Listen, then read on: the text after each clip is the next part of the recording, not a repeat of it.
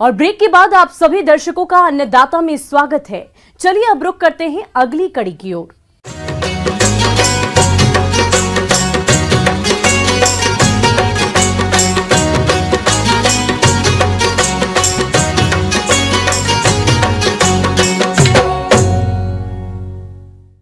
प्रदेश के जिन किसान भाइयों ने बैगन की फसल लगा रखी है, उनकी फसल की बढ़वार सही तरीके से होती रहे, इसके लिए अभी फसल प्रबंधन के साथ साथ पौध सुरक्षा पर भी विशेष ध्यान देने की जरूरत है।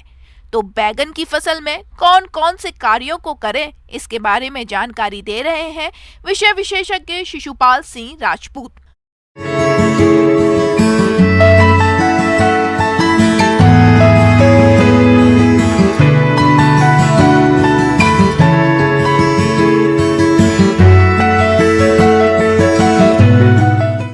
आप लोगों को बैगन की फसल के बारे में कुछ समसामयिक जानकारी देना चाहता हूं। आज जो अपनी बैगन की फसल है 50 से 55 दिन की हो गई है, कहीं 40 दिन की है, मतलब कुल मिला के अपनी फूलने और फलने की अवस्था में है। तो फूलने और फलने की अवस्था में जब अपनी बैगन की फसल रहती है तो अपने को बहुत सारी सावधानियों का ध्यान रखना पड़ता है। अगर आप सावधानियों को ध्यान नहीं रखते हैं तो आपका फलन भी अच्छा नहीं होता है, फूल भी अच्छे नहीं आते हैं। तो इसके लिए सबसे महत्वपूर्ण रहता है कि जहां आपके खेत में खरपतवार हों, बड़े हो गए हों या खरपतवार दिख रहे हों तो उनको निकाल दें। खरपतवारों से बहुत ही अपने को समस्या होती है फसल को। एक तो वो पानी का उपयोग नहीं करने देते हैं, दूसरा कीड़े और रोगों को रहने के लिए सहारा देते हैं, उनमें वो आश्रित रहते हैं जिससे अपनी फसल पे वो आसानी से आ जाते हैं। इसीलिए खरपतवारों को निकालना बहुत ही आवश्यक होता है। किसान भाइयों, बैगन की फसल से अच्छी पैदावार के लिए संतुलित मात्रा में उर्वरकों का प्रयोग करना चाहिए। इसके लिए यूरिया 260 से 325 किलोग्राम, सिंगल सुपरफास्फेट 375 से 469 किलोग्राम और म्यूरेट ऑफ पोटास 83 से 100 किलोग्राम प्रति हेक्टेयर की दर से आवश्यकता होती है। इनमें से नत्रजन की 1/3 मात्रा, फास्फोरस और पोटाश की पूरी मात्रा को मिलाकर अंतिम जुताई के समय खेत में डालना चाहिए। शेष नत्रजन की आधी मात्रा को 2 बराबर भागों में बांटकर रोपाई करने के लिए 20 से 25 दिन और 45 से 50 दिन बाद खड़ी फसल में देने से फसल का उचित विकास होता है और बैगन का उत्पादन अधिक मिलता है। तो एक स्प्रे NPK 19-19-19 का अवश्य करें, जिससे कि आपके फूलों भी अच्छे आते हैं और फल भी अच्छे लगते हैं। जिसमें 1 किलो मात्रा आप पर एकड़ के हिसाब से गोल बना के स्प्रे कर सकते हैं, और अगर ड्रिप से दे रहे हैं तो आपका 2 लीटर पर एकड़ के हिसाब से आप ड्रिप में अपन डाल देते हैं तो वो आपकी टंकी में से आपके ड्रिप में पानी में जाता रहता है। सिंचाई तो अपनी फसल जो लगी हुई है उसकी जल मांग के आधार पर अपने को देना है, फिर भी 10 से 15 दिन के अंतराल पर अपने को सिंचाई देने की आवश्यकता होती है।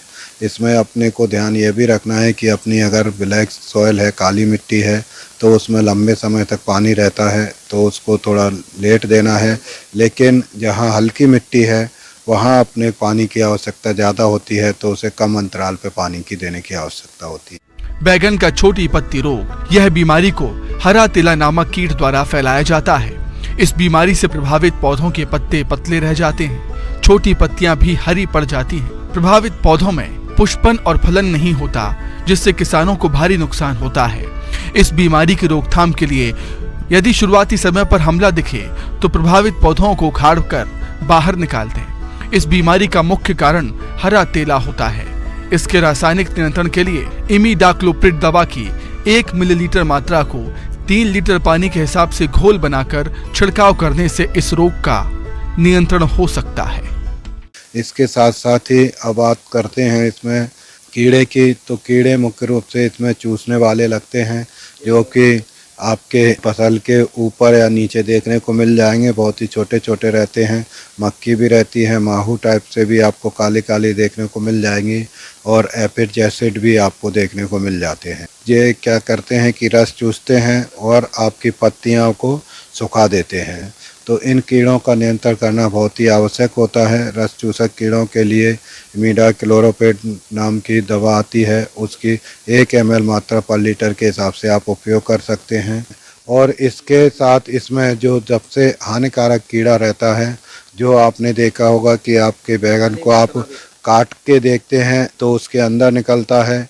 दूसरा, आपका पौधा ऊपर से सूख जाता है और बीच में देखते हैं कि नीचे पौधा हरा है लेकिन ऊपर आपकी पत्तियां सूखने लगती हैं और डंठल उसका मुड़ जाता है।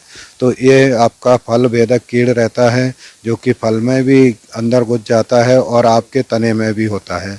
इसको तना एवं फल भेदक कीड़े के नाम से जानते हैं।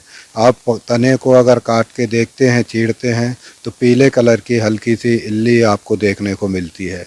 वही इल्ली अपने तने का अंदर के रस चूसती है और खा के अपने पौधे को नष्ट कर देती है। इसी प्रकार ये फल के अंदर जाती है और फल को भी नष्ट करती है। तो इनको नियंत्रण करने के लिए इसमें ज़रूरी रहता है कि अपन प्रकाश प्रपंच का उपयोग करें, जो कि आप लगा देते हैं तो वहाँ पे आके वो इकट्ठे होते हैं और मर जाते हैं।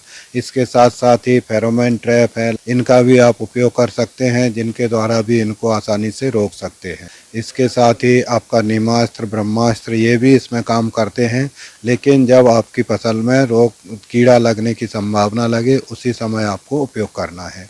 और जब अगर लग जाता है आपके पौधे, 3 से 4 पौधे अगर आपको देखने को मिलते हैं, तो आपको फिर रासायनिकों का ही उपयोग करना चाहिए, जिससे अपन इस कीट को आसानी से रोक सकें।